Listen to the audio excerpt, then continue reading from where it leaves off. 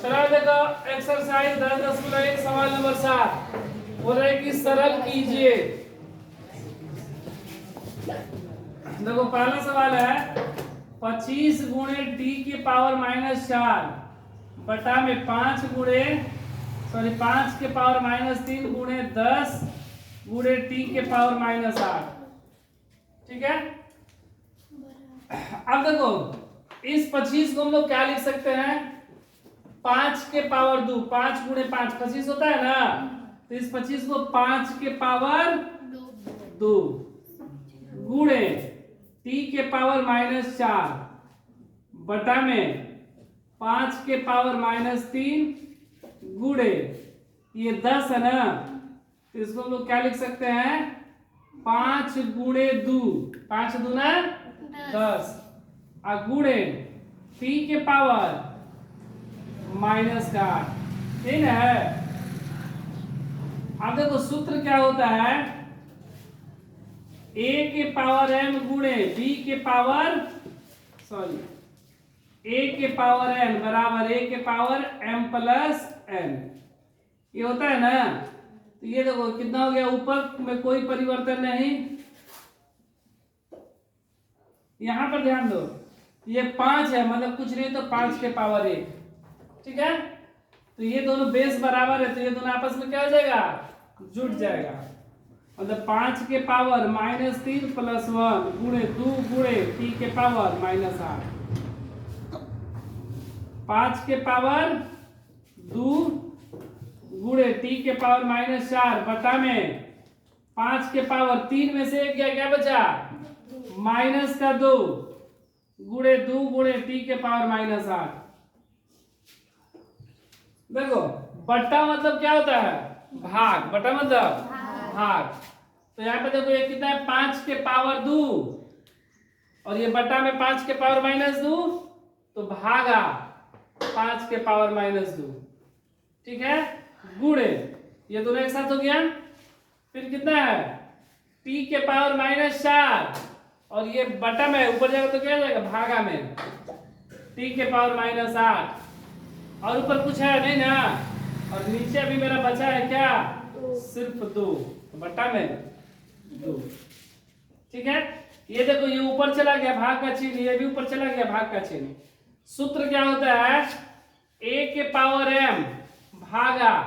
a के power n बराबर a के पावर m माइनस n। भाग अगर बेस बराबर रहे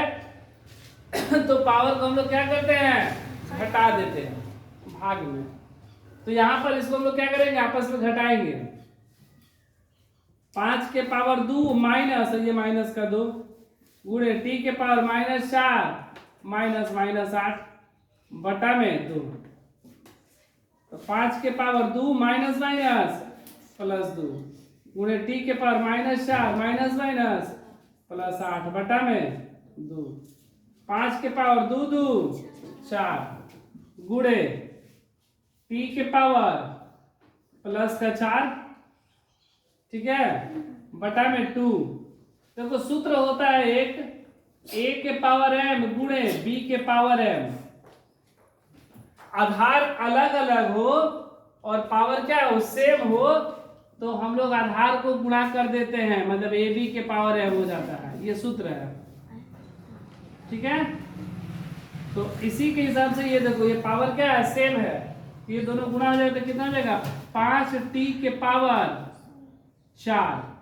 बटा में 2। आंसर। दूसरा सवाल,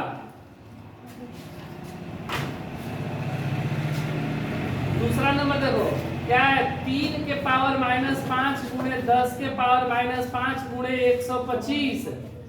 बटा में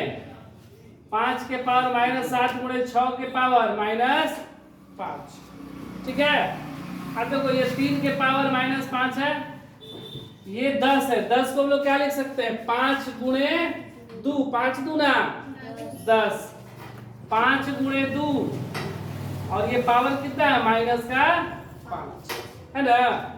और 125 को क्या लिख सकते हैं, 5 के पावर 3, 50 25 25 5 125, नीचे क्या 5 के पावर -7, 6 को क्या लिखेंगे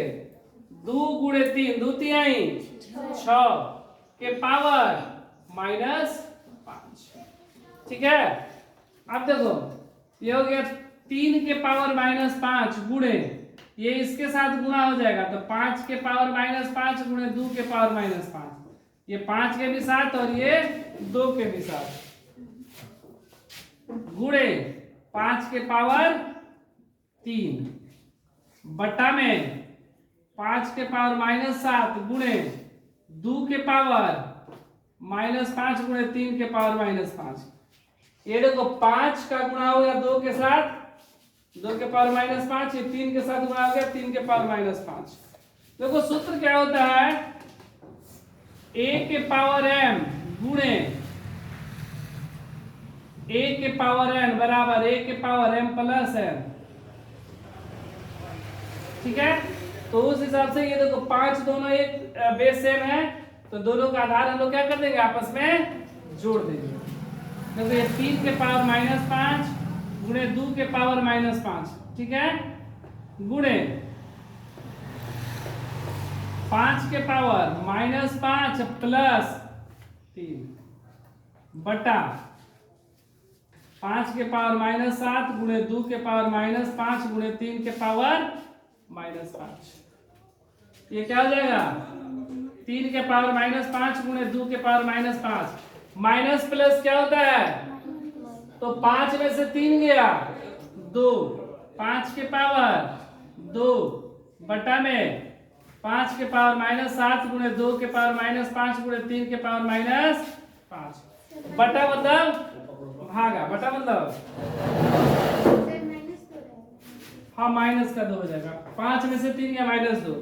ये बटा मतलब भागा, तो ये ऊपर चला जाएगा, हम लोग भागा का चिन्ह में लिखेंगे इसको ऐसे। देखो 3 के पावर -5, 3 के पावर -5 और ये गुणा में ऊपर जाएगा तो क्या हो जाएगा, भागा में 3 के पावर -5 गुणे 2 के पावर -5 और ये क्या है, भागा 2 के पावर -5, फिर क्या है, गुणे 5 के पावर -2 गुणे 5 के पावर -7। ठीक है, अब देखो सूत्र क्या होता है, a के पावर m भागा a के पावर n बराबर a के पावर m माइनस n। जब बेस बराबर रहे और पावर अलग अलग रहे तो हम क्या करते हैं, भागा में हटा देते हैं। तो यहां पर देखो 3 के पावर -5 -5 गुणे 2 के पावर -5 -5 गुणे 5 के पावर -2 और -7, ये 3 के power -5 minus minus plus plus का 5 गुणे 2 के पावर -5 माइनस माइनस गुणे 5 के पावर -2 माइनस माइनस 3 के पावर 5 में से 5 के क्या बचा, 0 गुणे 2 के पावर गुणे 5 के पावर 5। किसी के पावर अगर 0 रहता है तो उसका वैल्यू 1 गुणे 5 के पावर 5 मतलब 5 के पावर